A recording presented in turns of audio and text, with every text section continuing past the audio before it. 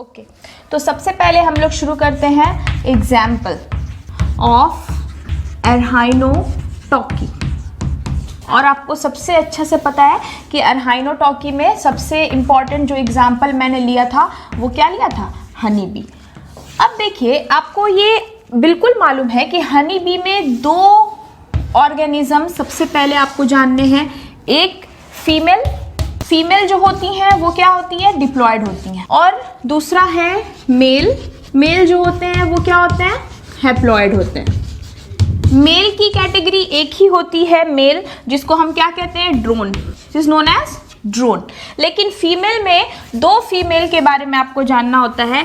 एक होती है एस्टेराइल जो निषेचन में भाग नहीं ले सकती, that is known as worker bee, और दूसरी होती है फर्टाइल जो कि निषेचन में यानी कि रिप्रोडक्शन में भाग लेती है, that is known as queen bee. ठीक है, तो अब हम देखेंगे कि किस तरह से इसमें पार्थेनोजेनेसिस हो रही है। मैंने आपको क्या बताया कि हनी बी जो होती है उसमें फीमेल और मेल, ऑफ कोर्स कोई भी ऑर्गेनिज्म में दो कैटेगरी होती है, मेल और फीमेल। तो हनी बी के फैमिली में जो फीमेल होती हैं वो डिप्लॉयड होती हैं ऑलवेज, लेकिन जो मेल होते हैं उनका नंबर भी कम होता है और वो क्या होते हैं, ड्रोन कहलाते हैं, और वो हमेशा क्या होते हैं, हैप्लॉयड होते हैं। ठीक है, अब फीमेल के कैटेगरी में दो फीमेल आपने देखा, एस्टेराइल और फर्टाइल। ठीक है, एस्टेराइल जो होती हैं वो वर्कर होती हैं और जो फर्टाइल होती हैं वो क्वीन भी होती हैं। दो तरह की फीमेल कॉलोनी में प्रेजेंट होती है। ओके, हमें यहाँ पर फोकस करना है कि पार्थेनोजेनेसिस किस तरह से हो रही है। अब यहाँ ध्यान दीजिए, जो हमारी फर्टाइल क्वीन बी है उसमें oogenesis होती है। ठीक है, सबसे पहला सवाल आपके मन में उठेगा कि oogenesis क्या है, तो फॉर्मेशन ऑफ एग या ओवम। जैसे किसी मादा के शरीर में अंडाणु बनने की जो प्रक्रिया होगी, जो ओवम बनने की प्रक्रिया होगी, उसी को हम क्या कहते हैं, oogenesis कहते हैं। ठीक है, अब ये oogenesis होने से, चूंकि ये हमारी क्या है, डिप्लॉयड है, पहले से 2n है, oogenesis हो रही है। लेकिन oogenesis किस प्रोसेस से हो रही है, मियोटिक डिवीजन हो रहा है। मैंने आपको स्टार्टिंग में ही बताया है कि मियोसिस में क्या होता है कि डिप्लॉयड से कोई भी चीज क्या हो जाती है, हैप्लॉयड हो जाती है। तो पहले से हमारी फीमेल क्वीन क्या है, डिप्लॉयड है, अब इसमें oogenesis के बाद एग बना और एग क्या है, हैप्लॉयड हो गया। तो मियोसिस के बाद एग क्या हो रहा है, हैप्लॉयड। अब यही एग पार्थेनोजेनेसिस होने के बाद इम्ब्रियो बना देगा डायरेक्ट नेचुरली। तो हम इस प्रोसेस को क्या कहेंगे कि यहाँ पे एर्हाइनोटॉकी हो रही है, यानी कि एग जो है वो फर्दर बिना स्पर्म के ही किसमें डेवलप हो गया, इम्ब्रियो में। लेकिन जब पार्थेनोजेनेसिस से एग बिना स्पर्म के मिले, बिना स्पर्म के फ्यूजन के इम्ब्रियो बनाएगा, तो वो इम्ब्रियो हमेशा क्या होगा, मेल होगा। ये याद रखना है कि हनी बी में जब भी पार्थेनोजेनेसिस होती है तो क्या होता है, मेल चाइल्ड यानी कि मेल ऑर्गेनिज्म डेवलप होता है। और ऑफ कोर्स वो क्या होगा, ड्रोन को देखिए हैप्लॉयड ही होते हैं वो। तो इस वजह से यहाँ एक हैप्लॉयड है और यही हैप्लॉयड एक डायरेक्ट इम्ब्रियो बना दे रहा है और इम्ब्रियो क्या हो रहा है, मेल हो जा रहा है। ठीक है, इसी हनी बी में दूसरी तरफ हम चलते हैं। देखिए यहाँ पे क्या हो रहा है, जो मेल होता है ड्रोन, ऑफ कोर्स वो पहले से क्या है, हैप्लॉयड। यहाँ भी आपने रीजन समझ गए आप कि वो हैप्लॉयड क्यों होते हैं, क्योंकि वो किससे प्रोड्यूस हो रहे हैं, पार्थेनोजेनेसिस से। तो ऑफ कोर्स हैप्लॉयड होंगे, तो हैप्लॉयड एग ही डेवलप हो रहा था। तो देखिए यहाँ पे जो हैप्लॉयड मेल होते हैं, ऑफ कोर्स उनमें क्या होगा, स्पर्मेटोजेनेसिस। जैसे मादा के शरीर में oogenesis हो रहा है, इसी के मदद से एग बन रहा है, उसी तरह से मेल में स्पर्मेटोजेनेसिस होता है और इसी के मदद से क्या बनेगा, स्पर्म बनेगा। अब यहाँ पे जो याद रखने वाली बात वो ये है कि फीमेल में oogenesis हनी बी में किस प्रोसेस से होती है, मियोटिक से, मियोसिस के जरिया होती है। लेकिन मेल हनी बी में यानी कि हनी बी के मेल मेंबर में जो स्पर्मेटोजेनेसिस होती है वो किससे होती है, माइटोटिकली होती है। माइटोटिक डिवीजन यानी कि क्रोमोसोम नंबर जो है ना वो सेम का सेम रह जाता है, कोई रिडक्शन इसमें नहीं होगा। तो यहाँ पे स्पर्म भी क्या रह जाएगा, n, क्योंकि हमारा जो गैमेट है वो क्या है, ऑलरेडी n है, जर्म सेल क्या है, n है, तो स्पर्म n हो गया। अब ध्यान दीजिए, अगर इस हनी बी के परिवार में एक केस ऐसा हो जब मेल और फीमेल के बीच में कॉप्यूलेशन हो, फ्यूजन हो, तो यहाँ जो आप रिलेशन देख रहे हैं वो क्या हो रहा है, देखिए तो सेक्सुअल रिप्रोडक्शन हो रहा है। लेकिन इधर के केस में यहाँ जो हो रहा है वो क्या हो रहा है, पार्थेनोजेनेसिस हो रही है। तो पार्थेनोजेनेसिस से क्या डेवलप हो रहा है, सिर्फ ड्रोन, ये एक केस है।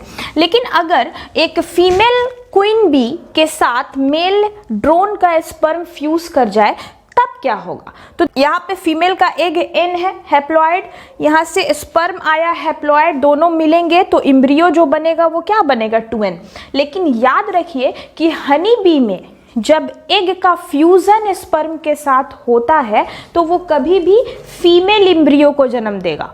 उस समय क्या जन्म लेगा, फीमेल एम्ब्रियो। लेकिन इसी हनी बी में जब स्पर्म के बिना स्पर्म मिले फीमेल का एग एक संतान को जन्म देगा तो वो संतान हमेशा क्या होगा, मेल होगा। ठीक है, ये याद रखना है। तो पार्थेनोजेनेसिस से क्या डेवलप हो रहा है, मेल, ये हमेशा याद रखना है। लेकिन अगर सेक्सुअल रिप्रोडक्शन के चांसेस बन गए तो वो क्या डेवलप होगा, फीमेल। ओके, अब यहाँ ध्यान दीजिए कि फीमेल एम्ब्रियो, यहाँ मैंने आपको पढ़ाया कि फीमेल दो तरह की होती हैं, या तो वो वर्कर हो जाती हैं या तो वो क्वीन। तो आपके दिमाग में एक सवाल उठ रहा होगा कि आखिर ऐसा क्यों होता है, क्यों फीमेल में से कुछ फीमेल जो है वो क्वीन हो गई, कुछ है जो वर्कर बन गई, ऐसा कैसे होता है, क्या कंडीशन है।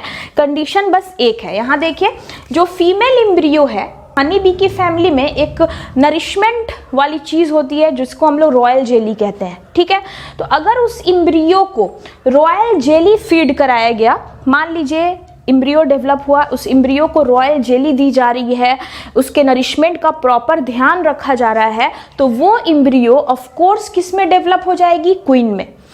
जिस एम्ब्रियो को रॉयल जेली मिलती है वो एम्ब्रियो किस में डेवलप हो जाती है, क्वीन बी में। लेकिन जिस एम्ब्रियो को रॉयल जेली नहीं मिल पाई, मान लीजिए कि रॉयल जेली नहीं मिल पाई, फ्लावरिंग सेशन नहीं है, फ्लावर्स में नेक्टर मौजूद नहीं है, रॉयल जेली नहीं बन पाई है और वो ऐसे ही डेवलप हो गया विदाउट रॉयल जेली, तो वो किस में डेवलप हो जाएगा, वर्कर में, मजदूर, कार्यकर्ता, मक्खी जिसको कहते हैं। तो ये है हमारी एरहाइनोटॉकी, हनी बी में एरहाइनोटॉकी, जिसमें दोनों ही चीज़ें मैंने आपको बता दी कि फीमेल अगर बिना मेल की सहायता से अपने ओवम से डायरेक्ट एम्ब्रियो बना देंगी नेचुरली, तो इसको पार्थेनोजेनेसिस कहेंगे और उससे डेवलप होगा मेल।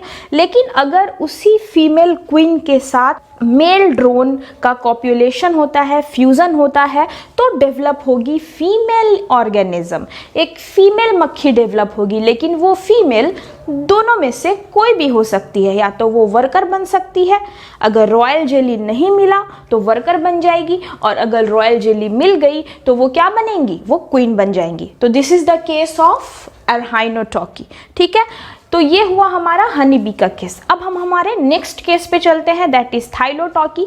तो यहाँ पे मुझे ये समझाना है कि देखिए, मैंने आपको पहले ही लिखा था कि एरहाइनोटॉकी में पार्थेनोजेनेसिस होगी तो नंबर 1 हैप्लॉइड ऑर्गेनिज्म बनेगा। ऑफ कोर्स हमारा ये जो मेल है वो क्या है, हैप्लॉइड हो रहा है। ठीक है, नंबर 2 मैंने बोला था कि जब भी हनी बी में पार्थेनोजेनेसिस होगी तो मेल ऑर्गेनिज्म बनेगा। देखिए यहाँ पे मेल बना, ठीक है ना। तो पार्थेनोजेनेसिस से दोनों चीजें सहमत हो गई कि हाँ हैप्लॉइड ही होगा, और दूसरे नंबर पे क्या होगा, मेल। अब थाइलीटॉकी की बात करते हैं। ठीक है, थाइलीटॉकी में मैंने क्या बोला है कि इसमें जब भी पार्थेनोजेनेसिस होगी तो फीमेल डेवलप होगी, और ऑफ कोर्स कैसी डेवलप होगी, diploid. Let's start with the example and cases. Next we are going to start with thelytoky. और थैलीटॉकी के बारे में मैं आपको बता दूं कि इसका जो सबसे इंपॉर्टेंट एग्जाम्पल है ना, वो है एफिड्स। यहाँ पे जो याद रखने वाली प्रोसेस है वो ये है कि इसमें मियोसिस नहीं होगा, यानी कि मियोसिस एब्सेंट होगा या इनकम्प्लीट मियोसिस होगा, यानी कि माइटोसिस के जरिया होगी पार्थेनोजेनेसिस एंड इनकम्प्लीट मियोसिस। तो दो प्रोसेस आपको याद रखनी है इसमें। थाइलीटॉकी में दो प्रोसेस होती है। अब इनकम्प्लीट मियोसिस जो होता है ना, इसको हम कहते हैं कॉम्पेंसेटरी प्रोसेस।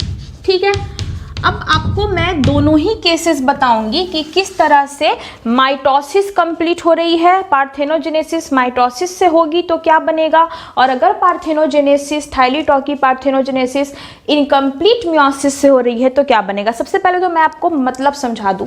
माइटोसिस मैंने आपको पहले भी बताया कि इसमें जो क्रोमोसोम नंबर होता है वो रिड्यूस नहीं होता है। ठीक है, वो सेम रह जाता है। जैसे 2n है तो ऑर्गेनिज्म भी क्या रहेगा 2n। तो ये होती है माइटोसिस। अब देखिए यहाँ पे कॉम्पेंसेटरी प्रोसेस क्या होता है, इनकम्प्लीट मियोसिस। देखिएगा जरा ध्यान से, ये 2n है तो ये n हो गया, इसको आप क्या कह रहे हैं, मियोसिस कह रहे हैं, ठीक है, ओके। लेकिन फिर अगर ये n अब किसी कंडीशन की वजह से दोबारा से 2n हो जाए तो इस तरह के मियोसिस को हम क्या कहते हैं, कंपेंसेटरी प्रोसेस, ठीक है। इनकम्प्लीट मियोसिस, मियोसिस पूरी नहीं हुई, मियोसिस हुई लेकिन दोबारा से फिर से हमारे जो गैमेट है वो क्या हो गया, डिप्लॉयड हो गया, है ना।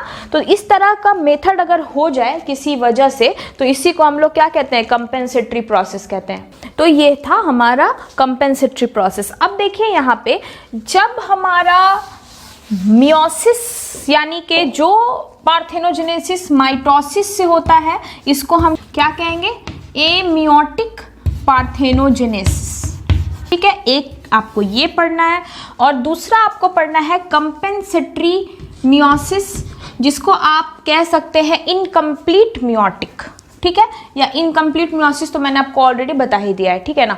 तो देखते हैं हम लोग कि क्या केसेस है, कैसे इसमें प्रोसेस कंप्लीट होती है, ओके। तो देखिए यहाँ पे अब आपके सामने एक केस आपको समझना है कि कैसे थाइलिडॉकी होती है, कैसे हमें फीमेल ऑर्गेनिजम्स मिलेंगे, ठीक है। तो यहाँ पे देखते हैं हम लोग क्या हो रहा है। सबसे पहले मैंने आपको बताया कि इसमें दो प्रोसेस से होगा parthenogenesis, one is mitosis and another is incomplete meiosis, ठीक है। माइटोसिस का मतलब है कि बिल्कुल ही मियोसिस नहीं है, मियोसिस एब्सेंट हो गई है। तो मियोसिस एब्सेंट होने की वजह से हम इसको एक नाम दे रहे हैं एमियोटिक। क्यों? क्योंकि यहाँ पर मियोसिस नहीं हो रही है तो ए लगा दिया मैंने, दैट इज एमियोटिक, ठीक है। एमियोटिक पार्थेनोजेनेसिस, इसका मतलब क्या है कि इसमें मियोसिस की कोई गुंजाइश नहीं है, यहाँ पे क्या होगा, माइटोसिस होगा। देखिए क्या हो रहा है।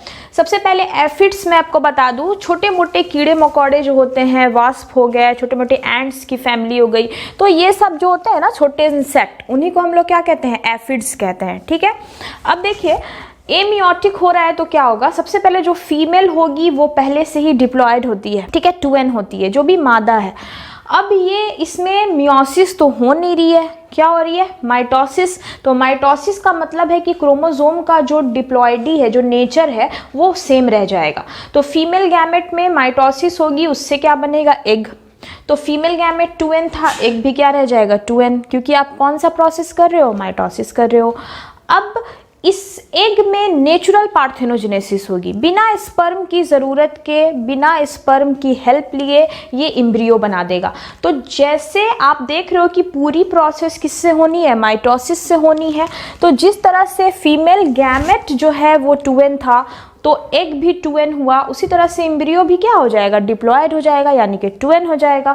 और मैंने आपको डेफिनेशन क्या लिखाई थी थैलेटोकी की, कि इसमें डिप्लॉयड होगा organism. Of course organism diploid है, लेकिन जो भी ऑर्गेनिज्म डेवलप होगा वो ऑफ कोर्स क्या होगी, फीमेल होगी, female organism will be develop. देखिए यहाँ पे एम्ब्रियो जो है, एग है, फीमेल गैमेट है, कहीं पर मैंने मेल की बात नहीं की, और ये डायरेक्ट किसको जन्म देगा, फीमेल ऑर्गेनिज्म को।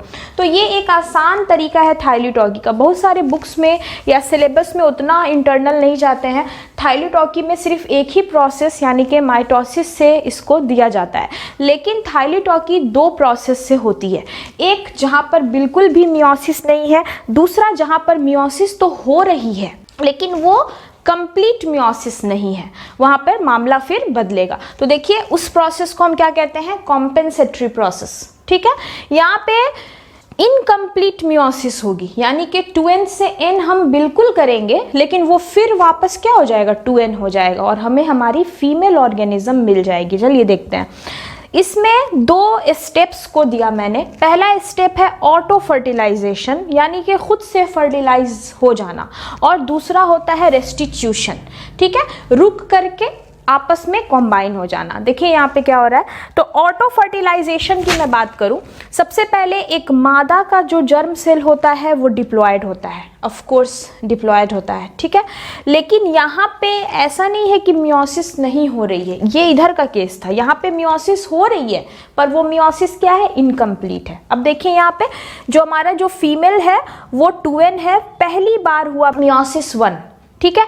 मियोसिस 1 होने से क्या होता है ना कि 2n वाली जो चीज़ है ना वो 2 में बढ़ जाती है, एक n इधर एक n इधर, यानी कि हमें कितनी चीज़ें मिलेंगी, 2 चीज़ें, क्योंकि हम क्या करा रहे हैं, मियोसिस करा रहे हैं। तो देखिए ये 2n होने के बाद, मियोसिस होने के बाद आपको क्या मिल रहा है यहाँ पे, एक मिल रहा है प्राइमरी oocyte, oocyte अंडाणु का ही एक छोटा रूप है, और दूसरा मिल रहा है पोलर बॉडी। पोलर बॉडी एक छोटा सा सेल होता है, जैसे फॉर एग्जांपल अगर मैं आपको बताऊं कि ये एक हमारा जो है ये ओवम है, मान लीजिए इन केस, तो अगर यहाँ पर ये एक जर्म सेल है, चलिए सपोज ये एक जर्म सेल है, तो इसमें जब मियोसिस होगी तो इसमें से एक हिस्सा थोड़ा बड़ा निकलेगा और एक हिस्सा थोड़ा छोटा निकलेगा। तो जो छोटा वाला हो रहा है उसको हम क्या कह रहे हैं, पोलर बॉडी, और जो बड़ा वाला हो रहा है उसको हम क्या कह रहे हैं, प्राइमरी oocyte। ठीक है, ये पूरा कॉन्सेप्ट आपका क्लियर होगा ह्यूमन रिप्रोडक्शन में। तीसरे चैप्टर में ह्यूमन रिप्रोडक्शन में oogenesis पढ़नी है, फिलहाल आप यहाँ समझ सकते हैं, इट्स टू मच इजी। तो एक जर्म सेल है जो पहले से क्या है, 2n है। अब आपको इसमें मियोसिस करते ही ऑफ कोर्स इसके 2 हिस्से हो जाएंगे, n और n, लेकिन ये 2 चीज़ होगी क्या, एक हिस्सा थोड़ा ज़्यादा बड़ा हो जाएगा और एक हिस्सा छोटा हो जाएगा। तो जो बड़ा वाला है ये भी n होगा, जो छोटा वाला है ये भी n होगा। बड़े वाले को कह रहे हैं प्राइमरी oocyte, छोटे वाले को कह रहे हैं पोलर बॉडी। ये हुआ पहले मियोसिस का नतीजा।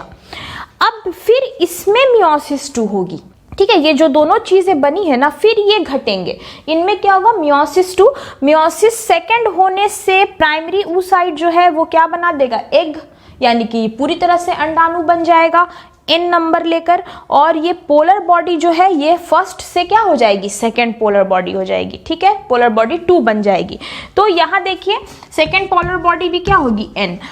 अब मेरी बात ध्यान से सुनिएगा, यहाँ पर आपको ध्यान देना है पार्थेनोजेनेसिस पर, जिसमें हमें बनाना क्या है, एक फीमेल ऑर्गेनिज्म, और वो क्या होनी चाहिए, डिप्लॉयड।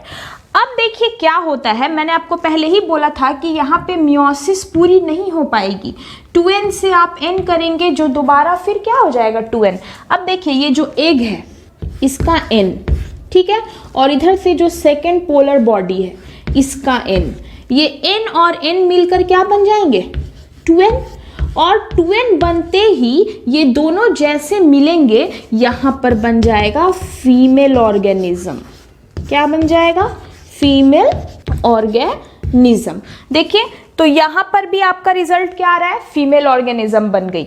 इस केस में भी रिजल्ट क्या आया, फीमेल ऑर्गेनिज्म बन गई।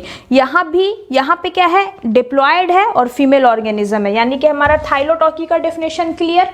यहाँ भी सब करते हुए आए, रिजल्ट क्या हुआ, फीमेल ऑर्गेनिज्म, और वो कैसी हुई, डिप्लॉयड, यानी कि हमारी जो थैलीटॉकी है उसका रिजल्ट क्लियर।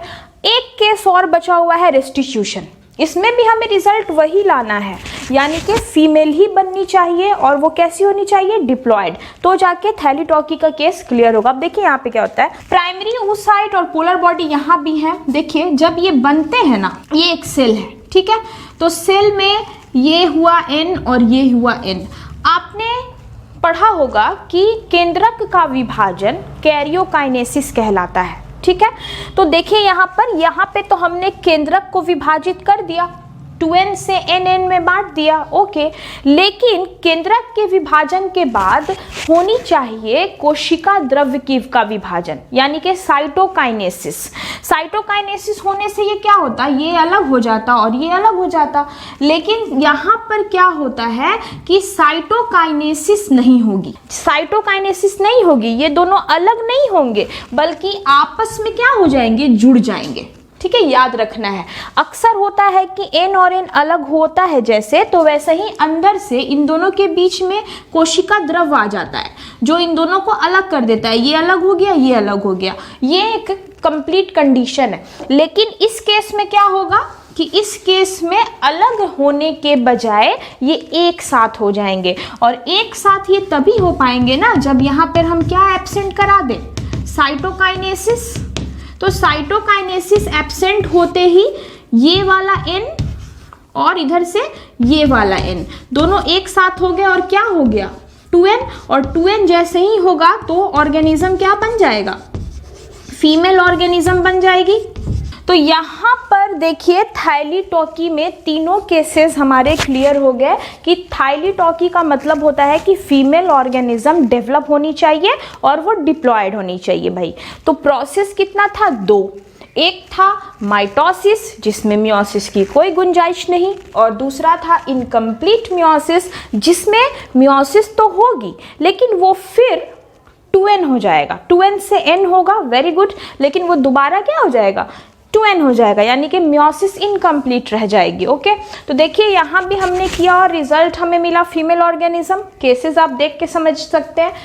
यहाँ पे भी कंपेंसेटरी प्रोसेस के ऑटो फर्टिलाइजेशन में भी देखिए सब करते हुए आए और एग और सेकेंड पोलर बॉडी मिल गई और फीमेल ऑर्गेनिज्म बन गया।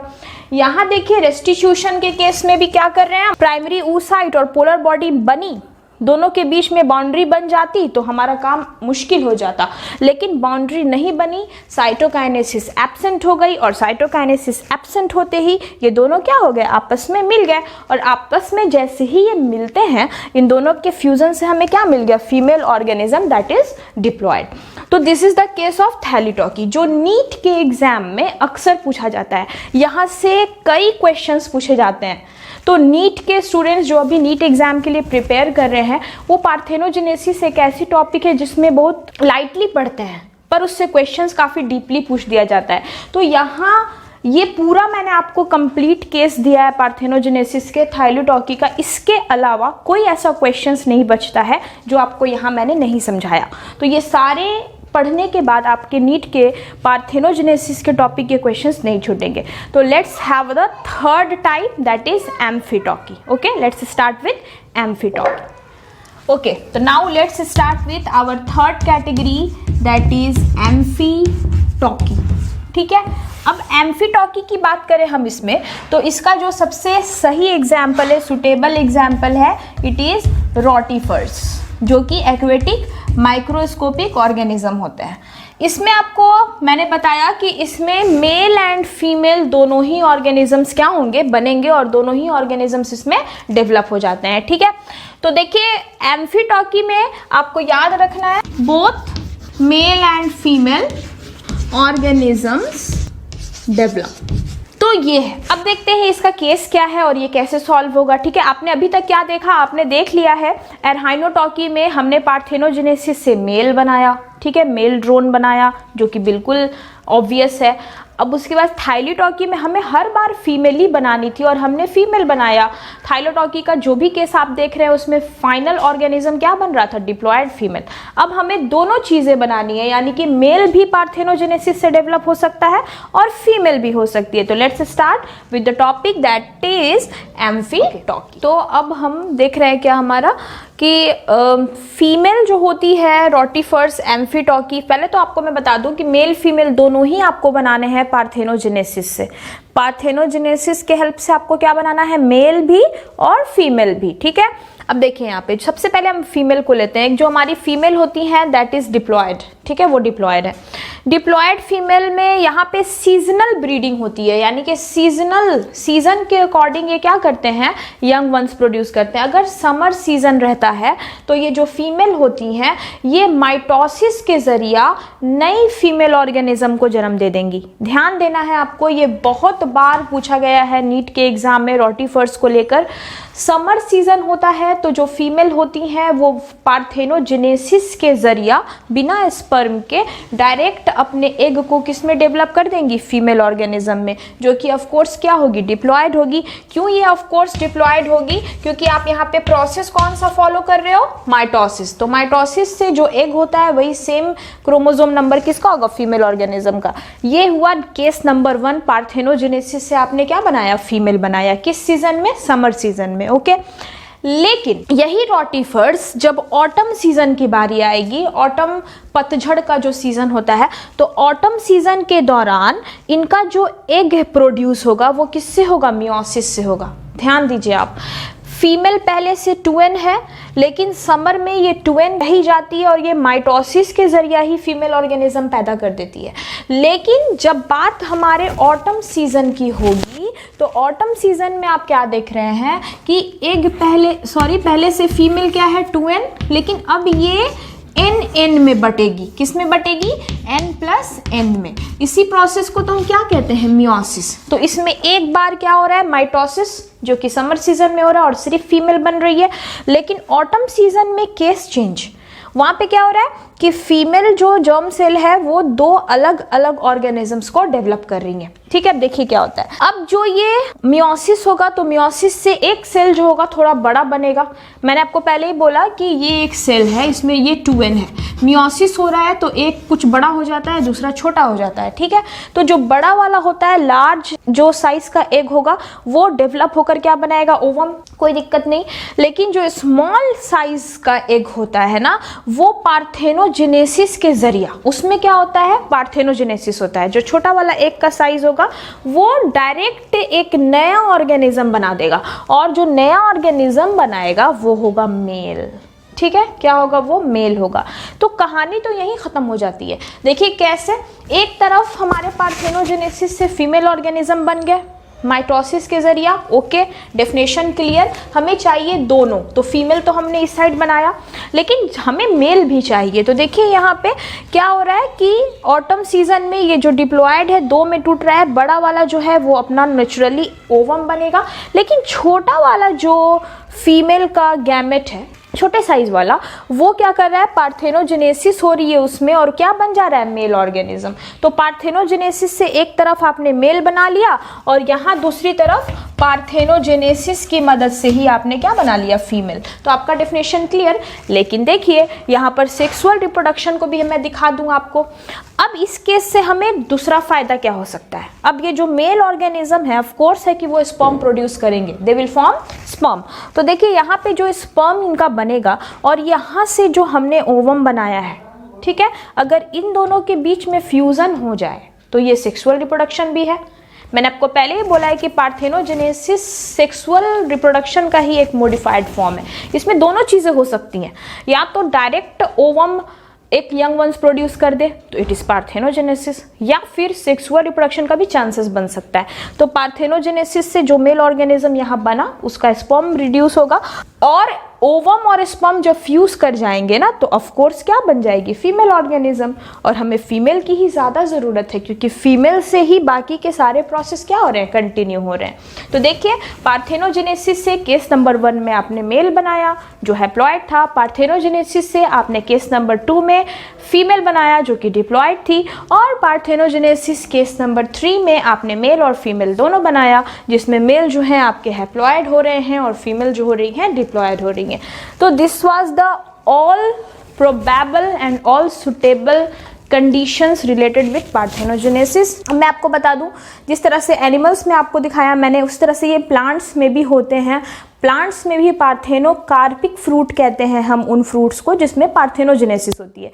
अब प्लांट्स में मुद्दा क्या होता है कि प्लांट्स में हॉर्मोन्स, ठीक है, कुछ ऐसे हॉर्मोन्स होते हैं, इंड्यूसर्स होते हैं, जो बिना किसी फर्टिलाइजेशन के ही फ्रूट की डेवलपमेंट कर देते हैं। ठीक है, तो दैट इज पार्थेनोजेनेसिस एनिमल्स में भी हो सकती है, मतलब स्मॉल इन्वर्टिब्रेट्स ऑर्गेनिजम्स में, और साथ साथ ये प्लांट्स में भी हो सकती है। तो this is all related condition of parthenogenesis. तो ये है हमारा सेकेंड मतलब सेक्सुअल रिप्रोडक्शन का जो सेकेंड फर्टिलाइजेशन इवेंट है, उसमें मुझे आपको ये बताना था कि किस तरह से पार्थेनोजेनेसिस पूरी होती है। नेक्स्ट क्लास, नेक्स्ट वीडियो में हम लोग कंटिन्यू करेंगे आगे, और जो होगा हमारा पोस्ट फर्टिलाइजेशन इवेंट, और आपके चैप्टर की एंडिंग होगी। ओके, और ज़्यादा से ज़्यादा स्टडी कीजिए, घर में रहकर टाइम वेस्ट मत कीजिए। Study safe at your home and do all the questions from NCERT also. Okay.